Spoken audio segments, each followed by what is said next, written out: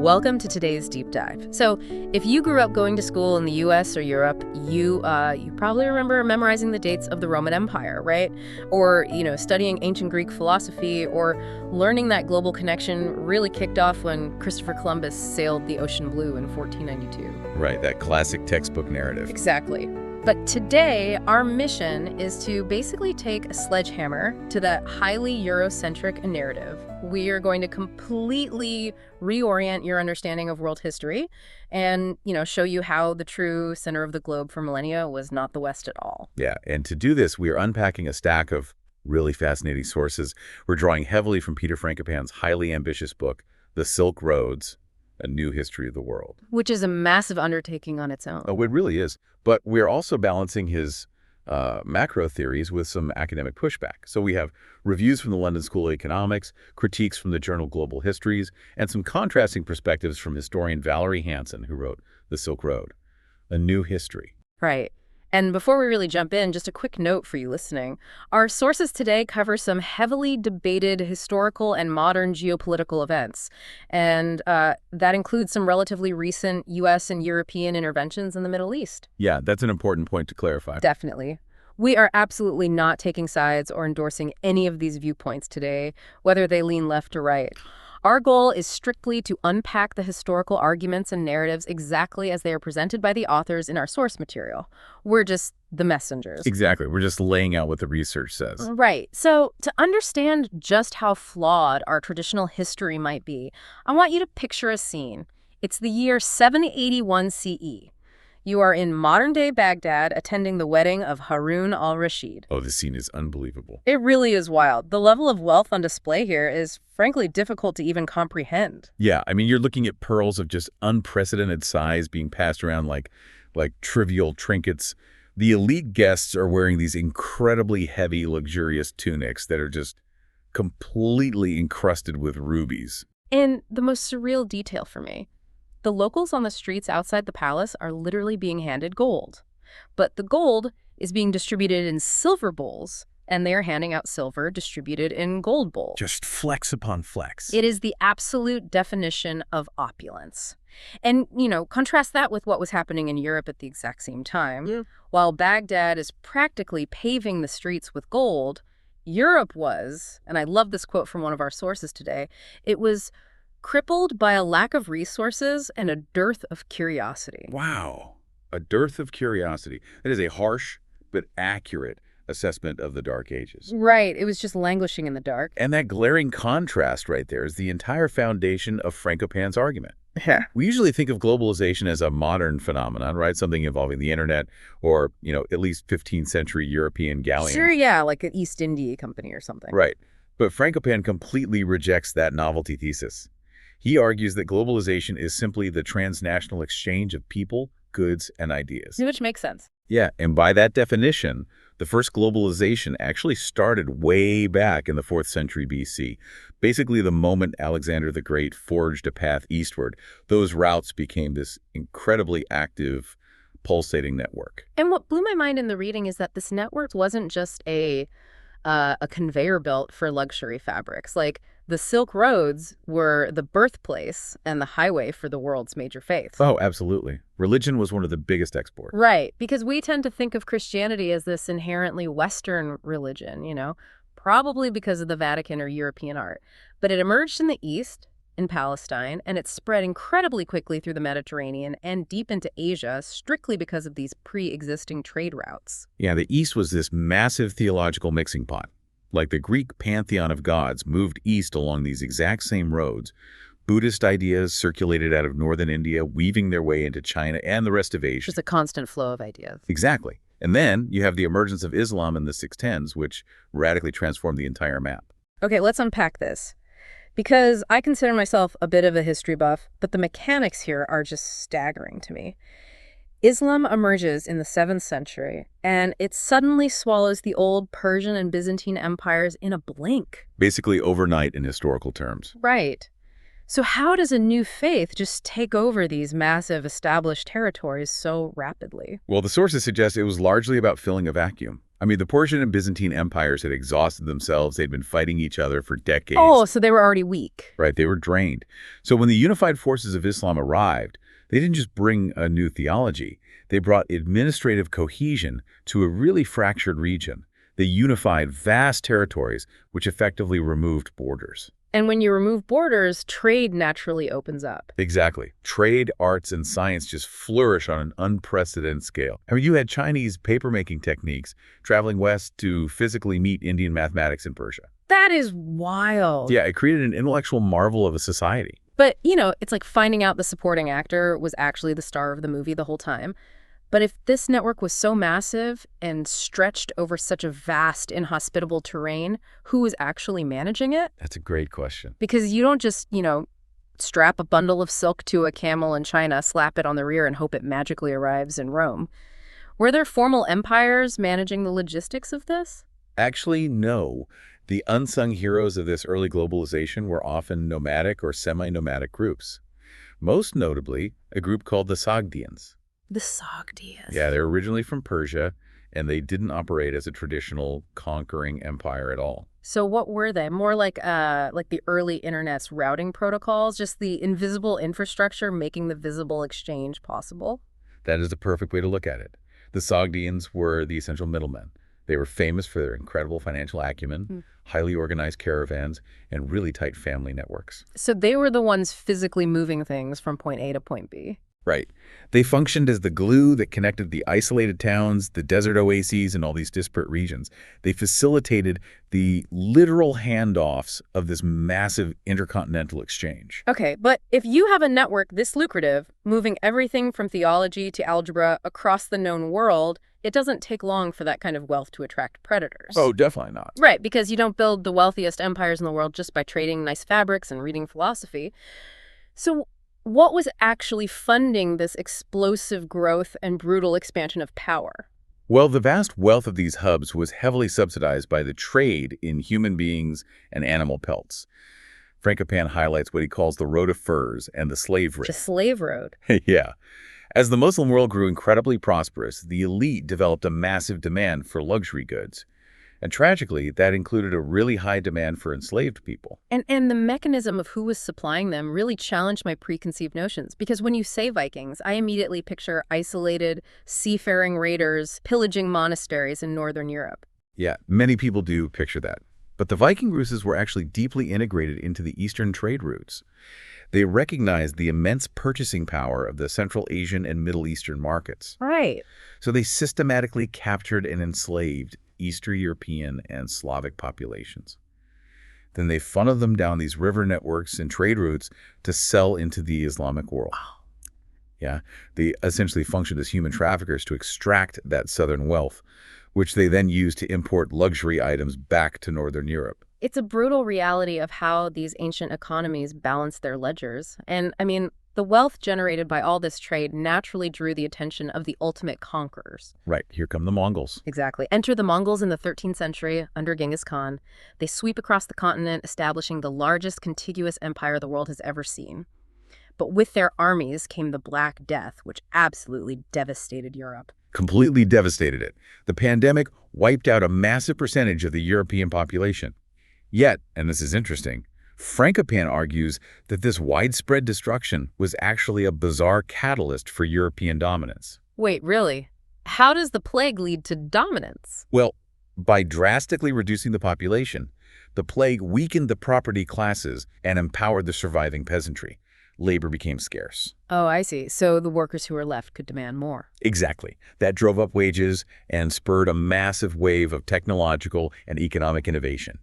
He basically argues this horrific event ultimately sparked the European Renaissance. I was trying to wrap my head around that mechanism while reading. The best analogy I could think of is like a devastating forest fire. Oh, that's a good way to look at it. Right, because it burns everything to the ground, the destruction is horrific, but it essentially clears the dense canopy so that sunlight can finally reach the forest floor. That allows entirely new growth to suddenly thrive. Yeah, completely resets the ecosystem. Exactly. We saw a modern version of this with the economic miracles in Germany and Japan after the total devastation of World War II. They had a fresh start to rebuild their industries with absolute efficiency. The forest fire analogy maps perfectly onto Frankopan's view of the Black Death's macroeconomic impact. However, this is precisely where we see some major academic pushback in our sources. Whoa. Yeah, what's fascinating here is that while Frankopan framing the Mongols as these unintentional engines of progress is an interesting take, scholars fiercely debate his methods. Alexandra Leonzini, writing in Global Histories, offers a really sharp critique of this framing. Right. She points out that Frankopan, in his noble attempt to escape Eurocentrism, essentially falls into a new trap of Eurasian centrism. Yes. Meaning he's just swapped out the hero of the story, but he's making the exact same kinds of biased historical excuses. Exactly. Leonzini notes a glaring double standard in the text. I mean, Frankopan rightfully condemns the violence of Europe. He heavily criticizes the claimed violence and killing of ancient Rome, for instance. Okay. But when he discusses the Mongols, who literally destroyed countless cities and slaughtered millions of people, he suddenly shifts his tone. He softens it. Very much so. He describes their violence as merely selective and deliberate. He almost excuses Mongolian brutality as just the necessary administrative steps to establish efficient free trade policies across Asia. Wow. So he's willing to look past massive Mongolian atrocities because they fit his narrative of Eastern administrative genius, but then he slams Rome for doing the exact same thing. That is the core of Leonzini's critique. Yeah. She also points out that he focuses heavily on Europeans engaging in the slave trade, but kind of glosses over the fact that it was the massive financial demand from Central Asia and the Middle East that incentivized and fueled that exact trade. Right, it takes two to tango. Exactly. It's a selective reading of the evidence to fit a grand, sweeping narrative. Well, if esteemed historians can't even agree on whether the Mongols were ruthless, bloodthirsty destroyers or, savvy free trade economists, it begs a much larger question. Which is, do they even agree on what the Silk Road actually was? Because another one of our sources, Valerie Hansen, paints a completely different picture than Frankopan. she really does. Hansen's book, The Silk Road, A New History, uses a microhistory approach. Sure. And that fundamentally clashes with Frankopan's macrohistory. How so? Well, Frankopan is looking at the globe from 30,000 feet, right? He's charting the rise and fall of massive empires and the flow of millions of tons of goods. Hansen is basically on her hands and knees in the sand, looking at the actual surviving archaeological evidence between 200 CE and 1400 CE. And what she finds totally contradicts the popular image of a bustling superhighway. I mean, she says there wasn't even an actual road. Right, no paved highway stretching across Asia. Yeah, it was just a shifting network of faint, unmarked paths through the desert. But the most staggering claim she makes is about the goods themselves. She argues that paper from China was vastly more important to the world than silk. It sounds counterintuitive until you look at the mechanics of civilization. I mean, silk is a luxury good. It makes you look rich, and it drains the coffers of the elite. But paper actually builds empires. Because of bureaucracy. Exactly. Paper allowed for the transmission of the written word, complex bureaucracy, taxation records, and legal codes. Hansen points to specific, highly localized archaeological finds to prove this. Like the caves, right? Yes, the Dunhuang Caves. They were sealed for centuries and contained just an unbelievable trove of texts, Buddhist, Manichaean, Zoroastrian, Judaic, and Christian. So paper was the physical medium that allowed these theologies and administrations to survive and spread. She also highlights documents from the Kingdom of Kurena on the edge of the Taklamakan Desert. And these aren't just grand religious texts, right? We are talking about everyday legal documents. Yeah, she examines literal travel passes, legal contracts, loan arrangements, and even prenuptial agreements of the everyday people who lived along these routes. Ancient prenups. I know, right? These prenups detailed dowries and legal protections. It shows a highly sophisticated, standardized legal apparatus operating across these incredibly remote outposts. A standardized prenuptial agreement from the ancient Silk Road just adds so much human texture to this whole topic. It reminds you that these were regular people trying to protect their assets, not just grand empires moving armies around. Exactly. It grounds the history. But Hansen argues that based on these documents, the actual volume of trade on these routes was surprisingly small, which is wild to me. Because Frankopan claims that silk was practically an international currency, that there was so much of it flowing into Rome that it was draining the Roman economy and causing literal social panic. Yeah, massive scales. Meanwhile, Hansen is saying the overall volume of trade was tiny, and China traded more with local places like Samarkand than it ever did with Rome. How can two scholars look at the exact same sand and see two entirely different civilizations? It really comes down to methodology and intent. Frankopan is painting with a massive brush. He wants to shift the modern reader's geopolitical center of gravity, so he focuses on the overarching, sensational flows of wealth and power that altered empires. The big picture. Right. Hansen is using a microscope. She is looking at what the average person was actually doing and finding that most trade was local, highly fragmented, and much smaller in scale than the myth suggests. And this brings up another major critique of Frankopan's macro approach. Reviewers like Marcos and Marti and Ramachandra Guha point out that by focusing so heavily on rulers and geopolitical shifts, Frankopan almost entirely ignores the poor. He does. He ignores women. And ironically, he neglects many major achievements of the Far East. That is a fascinating contradiction in his work. I mean, for a book aiming to correct Eurocentric history, the London School of Economics review notes a pretty glaring omission regarding technology. Frankopan actually attributes the printing press to Johannes Gutenberg in Europe. Right. But the Chinese invented woodblock printing centuries earlier, and the first movable type printing press was actually created by a Chinese inventor named Pai Sheng around the year 1040. Right, nearly 400 years before Gutenberg. It's a massive oversight if you are trying to champion the East. It really is. But whether the ancient trade was a massive flood of silk or a small trickle of paper documents, the physical items moving across the sand eventually changed. It had to. Yeah. By the time we hit the dawn of the 20th century, the era of trading paper and spices was over. The new currency of globalization was whatever could fuel industrialized warfare. And this kicks off what was historically known as the Great Game, this intense, high-stakes race between empires, particularly the British and the Russians, for control over Central Asia and Afghanistan. Exactly. But the real prize soon shifted to something far more combustible. Right. Oil. We usually learn about World War I starting with an assassination in Sarajevo, viewing it as a purely European conflict. But Frankopan argues it was deeply tied to the race for Middle Eastern petroleum. Yeah, to understand the mechanics of this, you have to look at the Knox-Darcy concession. So in the early 1900s, a British individual named William Knox Darcy signed a 60-year exclusive agreement that gave him massive access to Persia's natural gas and petroleum. 60 years, wow. Right. His venture eventually became British Petroleum, or BP. By 1914, the British government realized oil was the future of naval warfare, so they acquired a 51% stake in this Persian oil. Okay, so the mechanism here is essentially a legal monopoly. The British government effectively corners the wealth of Persian resources, paying the Persians themselves a tiny fraction of the profits, all to fuel a European navy. That's exactly what happened. This massive extraction of wealth absolutely set the stage for global conflict. And then in World War II, the Silk Road shifts again. We always picture a WWII as a European theater or, a battle across Pacific Islands.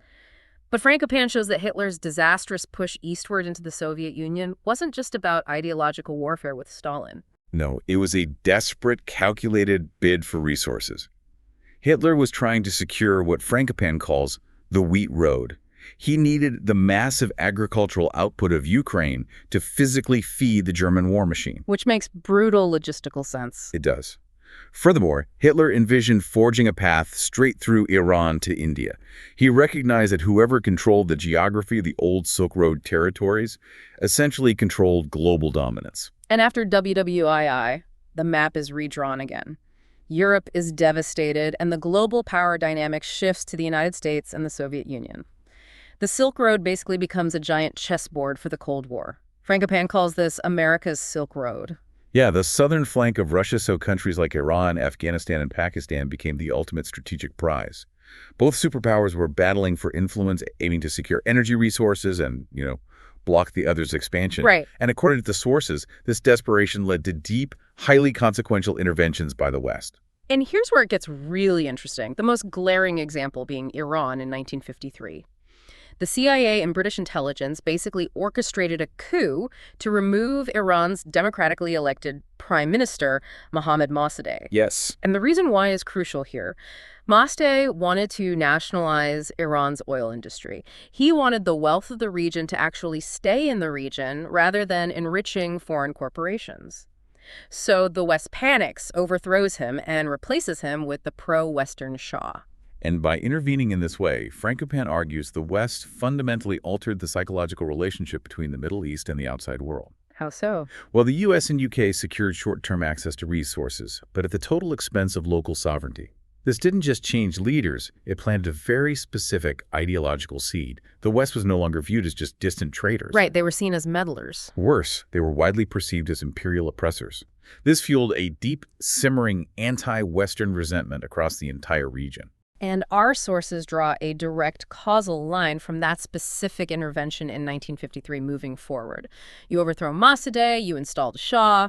The Shah's oppressive rule incubates that resentment for 25 years, which leads directly to the 1979 Irani Revolution and the hostage crisis. Exactly. Meanwhile, just next door, the U.S. is backing Islamic fundamentalists in Afghanistan to fight the Soviets in the 1980s.